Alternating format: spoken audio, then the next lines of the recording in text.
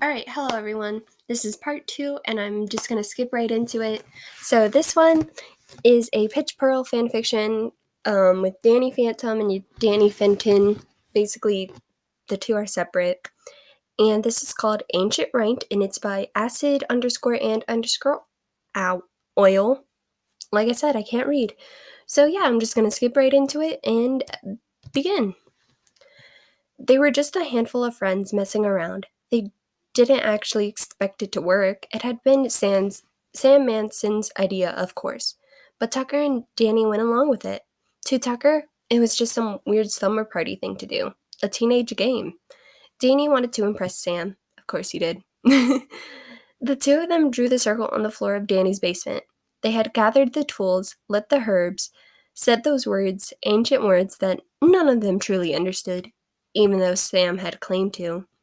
Danny had a part that he had read first. Sam began to speak her part. Tucker had been in charge of the background chanting. The flames of the candle began to flicker. Sam may have been into wearing black and reading mythology, but even she was freaked out when the temperature sharply dropped. Well, wear a jacket then. God, people these days, am I right? Her purple-coated lips stopped moving. All the words in the string tongue rolled naturally out of his mouth. Was he still trying to impress his crush? Was some dark power in control? All any of them knew was that Danny Fenton had continued what Sam could not. The words were in an old language he could barely pronounce when he had read his part of the ritual. Somehow, in the pitch darkness, Danny enunciated every syllable with the ease of linguistics expert. Like I said, I can't read, guys. The air stilled, filled with a static charge. One by one, the candles lit themselves with emerald flames. In the center of the circle, in the middle of two terrified and one obscenely calm friends, a mist rolled in. The fog was thin at first, like smoke, before rolling and gathering and thickening.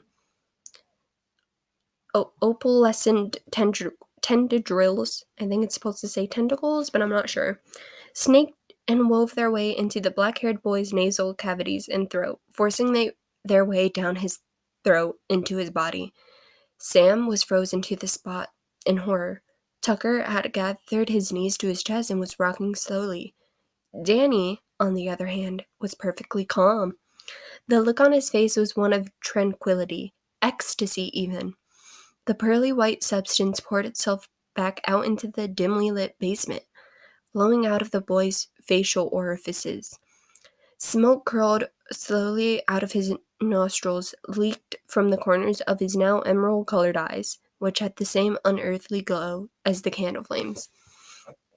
Danny's back twisted and arched. The sound that was ripped from his throat as the remaining mist rushed out of it resembled one of intense pleasure. The cloud began to bind and twist, forming an almost corporeal shape before the trio.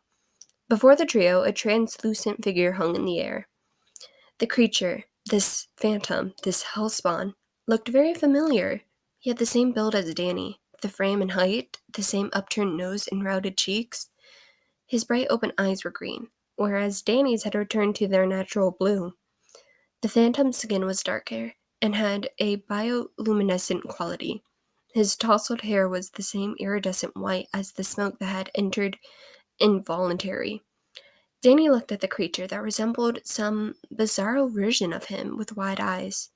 The hold had been broken. His emotions were his own. Yet he did not feel fear, curiosity, perhaps, and wonder. The creature spoke in a voice that resembled Danny's, but wasn't. I see some inexperienced youths has performed the Bride of Phantom Rite. Those eyes flickered from Danny to Sam, then back. Traditionally, it is a man who provides me with a physical form, and a maiden who pledges her soul and body, but this? The phantom gestured towards Danny. This could work, too. So it was small, but I really liked it. I think it was really good. There was a lot of detail, and I really like that about stories when there's detail and you could actually, just kind of, imagine what's going on in your head. So, yeah, I really like that one.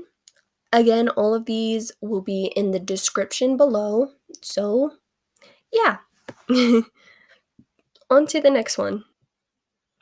All right, so this is the next one.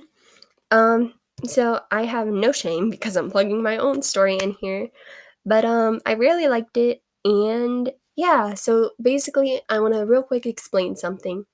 This story, if you guys remember, I think I did a comic dub about it, but one of Scaroy's, I can never pronounce his name right, but basically one of his comics and like AUs he made up was basically something called soul pets, which basically you have a soul pet, you have a pet that can help you find your soulmate and stuff like that. So this one is based off it, and it is a Clance fan fiction. So yeah, let's go. Soulmates are determined by something called soul pets. These soul pets appear when a child is around 5 to 8 years old. You can tell who your soulmate is by having the same animal as your soulmate, and their soul pet is your favorite color. For example, a girl could have a black cat as a soul pet, while her soul pet, God, I'm terrible at reading, while her soulmate has a pink cat, her favorite color being pink and her soulmate's being black. However, it's not that easy to find your soulmate. You must treat your pet with love, affection, etc. Once your soul pet fully trusts and loves you, they will do their best to find your soulmate. It can be a bit difficult, seeing as if you're not in the same area as your soulmate, there's not much your soul pet can do. Lance was a lonely kid. He was the youngest of 4 kids, Veronica, who was the second oldest, being 3 years older than him, meaning he didn't really have the same interest as his siblings. Not to mention, a lot of the kids at school thought he was weird, so he didn't have any friends. And since his parents were working all the time, he didn't spend much time with them. He occasionally helped his mother out with dinner, but nothing too much. On his 7th birthday, however, everything changed.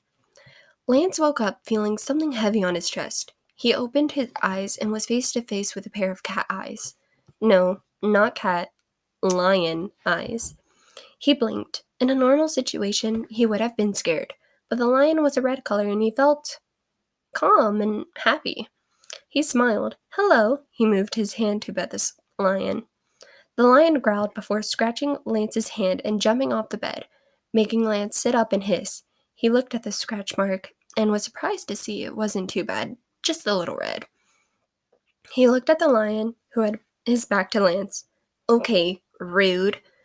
The brunette then got up and changed, getting ready for school. He looked in the mirror in his room, hand brushing his hair. He then went to leave the room, but something blocked him. He looked down and blinked, seeing the red lion had blocked him from leaving. Come on, move, Lance said. The lion huffed, not moving. Lance, come on, we're gonna be late, he heard Marco yell. I'm trying, Lance called back, looking at the lion. Look, my school allows soul pets. Why don't you come with me, Red? The lion perked up at the name, tilting his head. The brunette smiled. Would you like that, Red? The lion jumped up, tail wagging, and seemed excited. Lance opened the door and went to the bathroom, quickly brushing his teeth with Red beside him. He then went downstairs, Red following him. Lance, whoa! Luis exclaimed, making the rest of his family turn and gasp. Lance smiled. I named him Red. Isn't he cool?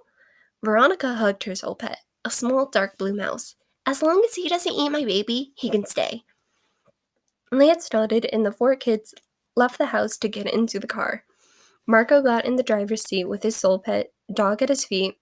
Luis got into the passenger seat with his bird soul pet, meaning Veronica and Lance got in the back with their soul pets. Can't believe you got a lion as your soul pet, Luis huffed. Lance looked at Red, smiling. He went to pet the lion, but then retracted his hand. Red looked at him, the brunette smiling, making the lion's tail wagged. He then put his head on Lance's lap, making the brunette smile.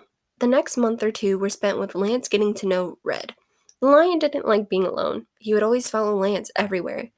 He also didn't like other people touching him. Hell, it took 3 weeks of Lance practicing self-control and not petting Red before the lion allowed Lance to pet him. And from that day on, the two were inseparable. The two would fall asleep together, eat together, etc. As the two got older, Red began to grow a big mane, which Lance would often braid and put things in the lion's mane. Red didn't seem to mind, as long as Lance let Red lick him to clean him. Red also really liked to exercise, so during PE he would always run laps and Lance would have to run after him and stop him, seeing as soul pets were not allowed to run away from their owners. Lance would always yell at Red, but he didn't listen. He'd just run away and Lance would have to follow after him. Lance, once he was old enough, moved into an apartment that allowed Red, seeing as a lot of people didn't want a full-grown lion around them. And a good job to help him get through college. Once he finished college, he was able to get a better job that allowed Red in as long as the lion didn't make a mess or threaten people. Though the two got close, a co-worker of Lance's had blamed him for something he did, so his manager came in and began yelling at him.